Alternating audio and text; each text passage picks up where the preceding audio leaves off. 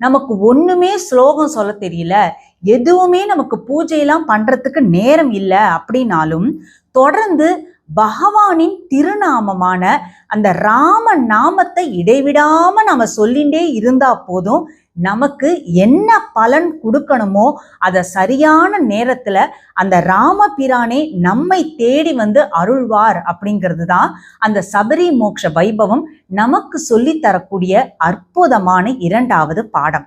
அந்த சபரி மோட்ச வைபவத்தை பத்தி தான் இன்னைக்கு நாம இந்த நிகழ்ச்சியில பேச தெரிஞ்சுக்க போறோம்.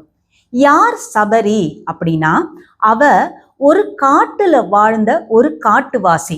அவளுடைய உண்மையான பெயர் என்ன அப்படிங்கிறது அவளுக்கும் தெரியாது. அவளை சுத்தி யாருமே இல்லை அப்படிங்கிறதுனால அவளுடைய பூர்வீகம் என்பதோ, அவளை பெற்றவர்கள் யார் என்பதோ, அவள் எந்த ஊரை சேர்ந்தவள் என்பதோ அவளுக்கும் தெரியாது, யாருக்குமே தெரியாது.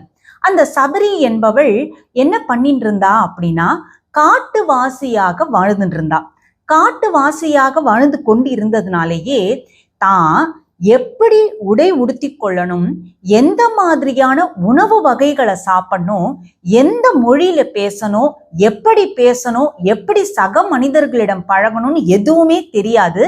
ஏன்னா அவள் வாழ்ந்து கொண்டு இருந்தது காட்டுல. அவ பார்த்தது எல்லாம் வெறும் வனவிலங்குகளையும் பறவைகளையும் மட்டுமே தான். அந்த வனவிலங்குகள் செய்யக்கூடிய சப்தங்களை மட்டுமே தான் கேட்டுட்டு இருப்பா. அதனாலேயே அதே மாதிரி ஹா ஹூ அப்படின்னு மட்டுமே தான் அவளுக்கு கத்த தெரியுமே தவிர அதை தாண்டி பெருசா அவளுக்கு எதுவுமே தெரியாது. தினம் என்ன பண்ணுவா, தனக்கு எப்பெல்லாம் தோன்றதோ அப்ப எழுந்துப்பா, அப்படி போவா.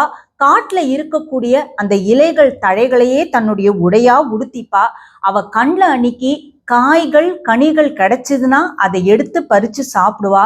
அப்படி இல்லை அப்படின்னா எந்த விலங்கு அவளுடைய கண்ணில் படுறதோ அந்த விலங்கை அடித்து சாப்பிடக்கூடியவளாக இருந்தாள் சபரி.